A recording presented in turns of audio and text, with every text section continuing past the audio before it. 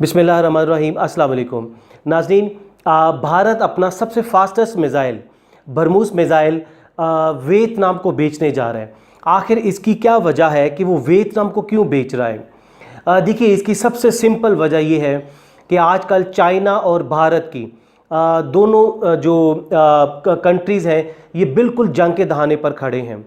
तो भारत की ये अपनी एक स्ट्रेटजी है, जिस तरह पाकिस्तान को तबाह करने के लिए, पाकिस्तान में दहशत गर्दी करने के लिए अफ़गानिस्तान को इस्तेमाल करता रहा, ईरान को इस्तेमाल करता रहा, उसमें उज़ैर बलोच को इस्तेमाल करता रहा, फिर उधर से कलभूषण आया ईरान से।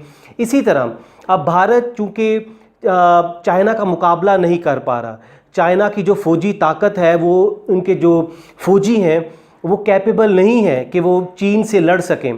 चीन बहुत बड़ी ताकत है, भारत को शायद अंदाज़ा नहीं था।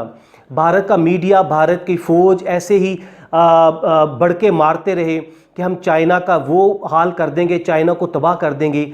लेकिन जब चाइना और भारत की फ़ौजें आमने सामने हुई तो चाइना की फ़ौजों ने भारतीय फ़ौजों को दौड़ने पर मजबूर कर दिया। उसी तरह हुआ जिस तरह 1962 की जंग में चाइना और भारत की जब जंग हुई तो चाइना की फ़ौजियों ने भारत के फ़ौजियों की इतनी धुलाई की कि भारत के फ़ौजी उधर अपने जूते छोड़कर भाग गए। और फिर तमाम इंटरनेशनल मीडिया ने उन जूतों के मीनार बनाकर पूरी दुनिया को दिखाए कि ये भारत के ये फ़ौजियों का हाल है कि ये डर कर भाग गए हैं। अब चूँकि जो भारत और चाइना के जो फ़ौजी आमने सामने जो इशू है वो लद्दाख का इशू है। चाइना भी क्लेम करता है, इसी तरह भारत भी क्लेम करता है कि लद्दाख उसका है।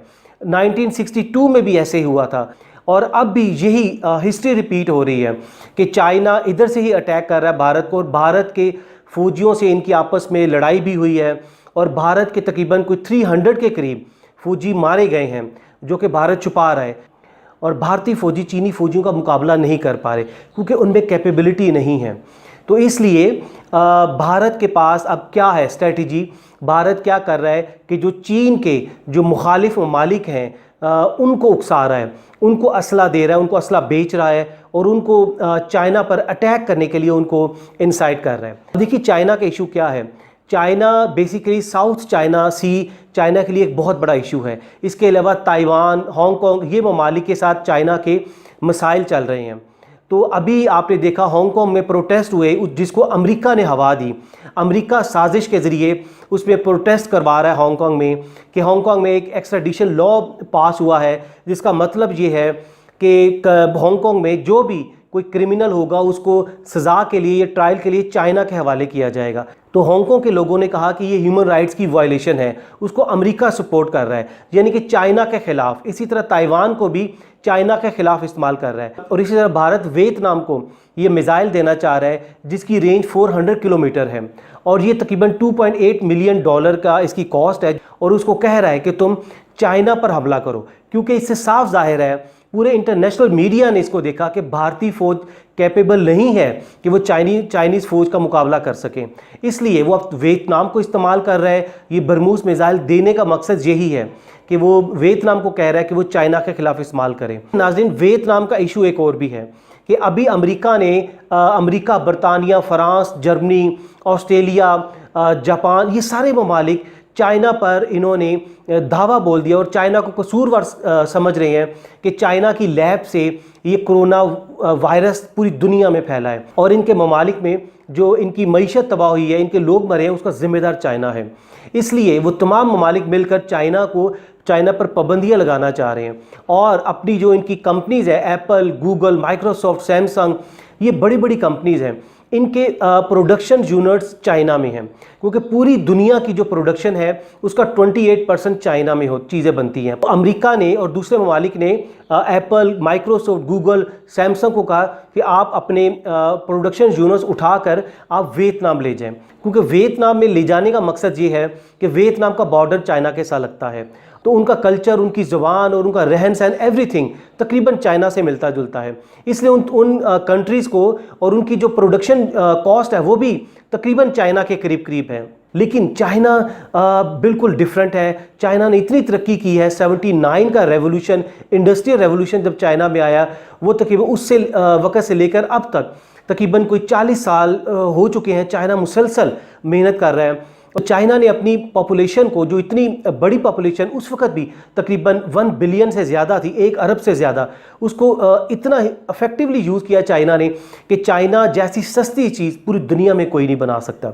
लेकिन वियतनाम ने तकरीबन अपना जो सिस्टम तैयार किए हैं वो चाइना को कॉपी करके अपने वो सिस्टम तैयार किए हैं। इसलिए उन ममालिक की कोशिश ये है कि वो चाइना को छोड़कर चाइना पर मुआशी पाबंदियाँ लगाएं, उनको उसको सज़ा दें और उसके बाद ये लोग वियतनाम में शिफ्ट हों। तो भारत ये चाह रहा है कि वियतनाम को ये मिसाइल दिया जाए और भी इसके अलावा दूसरे असले दिए जाएं ताकि वो चाइना पर हमला कर सके। नाज़रीन, इसके अलावा ये बात नोट कीजिएगा, ऑल्दो भारत का चाइना के साथ कंपैरिजन नहीं है, भारत की फ़ौज कैपेबल नहीं है कि वो चाइना से लड़ सके, लेकिन अमेरिका ने भारत को मैदान में उतारा है कि वो चाइना के साथ लड़े, लेकिन भारत नहीं लड़ना चाह रहा। इससे पहले आप नोट कीजिए कि जब तालिबान के साथ अमेरिका के मुज़ाकरात हो रहे थे तो अमेरिका की ख्वाहिश थी कि भारत अफ़गानिस्तान में उसकी जगह पर आए, लेकिन भारत में हौसला नहीं पड़ रहा था क्योंकि तालिबान जिन्होंने 2 सुपर पावर को शिकस्त दी, जिनके कब्रिस्तान अफ़गानिस्तान में बने हुए हैं, रशिया और अमेरिका, तो भारत की हिम्मत नहीं पड़ी, उसकी फ़ौज कैपेबल नहीं है कि वो तालिबान से लड़ सके। तो इसलिए भारत उधर भी नहीं गया और अब भारत को चूँकि मजबूरन अमेरिका के कहने पर लद्दाख में उतरना पड़ा, तो अमेरिका की ख्वाहिश ये है कि भारत को चाइना के साथ लड़ाया जाए। कि चाइना का जो सबसे बड़ा प्रोजेक्ट है जिसको ओबोर कहते हैं, this is called one belt one road या BRI, बेल्ट रोड इनिशिएटिव। ये इतना बड़ा प्रोजेक्ट है नाजरीन कि कहते हैं कि आज तक दुनिया जब से बनी है आज तक इतना बड़ा प्रोजेक्ट नहीं बना। देखिए, पूरी दुनिया में तकरीबन 195 या 197 कंट्रीज़ हैं, उसमें से 140 के करीब कंट्रीज़ इसमें शमूलियत इख्तियार कर चुके हैं, उन्होंने ज्वाइन कर लिया है ओबोर को, पाकिस्तान समेत। लेकिन बदकिस्मती ये है कि भारत इसमें, चूँकि एशिया में भारत है, भारत इस प्रोजेक्ट में शामिल नहीं हुआ। भारत की समझ लीजिए कि बदबख्ती है या वो बदकिस्मत है। देखिए, दुनिया में 7 बड़े बरे आज़म हैं, जिनमें 3 बड़े बरे आज़म यूरोप, एशिया और अफ्रीका हैं। इनमें से तकरीबन 150 के करीब कंट्रीज़ जो है वो इन 3 बरे आज़म हैं, और इसमें से तकरीबन 140 के करीब जो ममालिक हैं उन्होंने ओबोर को ज्वाइन कर लिया है। तो ये इतना बड़ा ये प्रोजेक्ट है जिसमें पाकिस्तान का CPEC भी शामिल है। तो अमेरिका को पता है कि चाइना का जब ये प्रोजेक्ट कंप्लीट हो गया तो चाइना सुपर पावर बन जाएगा। तो अमेरिका की ख्वाहिश यही है कि लद्दाख, चूँकि लद्दाख से ओबोर तकरीबन 8 किलोमीटर के फासले पर है, तो अमेरिका की ख्वाहिश यही है कि वो भारत के ज़रिए ओबोर को तबाह करे, अल्लाह ना करे, और इसमें दहशत गर्दी करवाए। इसीलिए भारत उधर तकरीबन 60 के करीब रोड्स, एयरपोर्ट्स और भी बहुत सारी चीज़ें, पुल वगैरह बना रहा था लद्दाख में। तो चाइना को जब पता चला तो चाइना ने भारत को बहुत वार्निंग देने के बावजूद भारत बाज ना आया। तो इसका मकसद यही है कि भारत इन पुलों के ज़रिए, इन सड़कों के ज़रिए, अमेरिका, भारत, ये ममालिक बैठ कर गिलगित बल्तिस्तान, आज़ाद कश्मीर और इसके अलावा दूसरे जो ओबोर और CPEC, इन पर भारत दहशत गर्दी करवा सकता है, और उसका मकसद भी यही है। नाज़रीन, आपको बताने का मकसद ये है, चूँकि भारत अब चाइना से लड़ नहीं पा रहा, तो चाइना भारत का एक एक करके जो इलाका है वो छीनता जा रहा है, जिस पर भारत ने नाजायज़ कब्ज़ा किया हुआ था।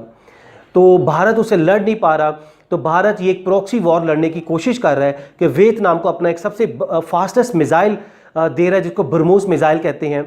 लेकिन एक्सपर्ट्स कहते हैं कि ये मिसाइल बिल्कुल नकारा है। इसकी 400 किलोमीटर ऑल्दो रेंज तो है, लेकिन ये वियतनाम इसको लेने के लिए राज़ी नहीं है। लेकिन भारत इसको बेचना चाह रहा है और अपनी एक सुपरमेसी कायम करना चाह रहा है और बताना चाह रहा है दुनिया को कि भारत एक बहुत बड़ा मुल्क है, कि वो असला बना रहा है। लेकिन इसका असल मकसद ये है कि वो वियतनाम को इस्तेमाल करना चाह रहा है चाइना के ख़िलाफ़। लेकिन चाइना बहुत प्रोएक्टिव अप्रोच है चाइनीज़ की, वो उनकी हर चीज़ पर नज़र है।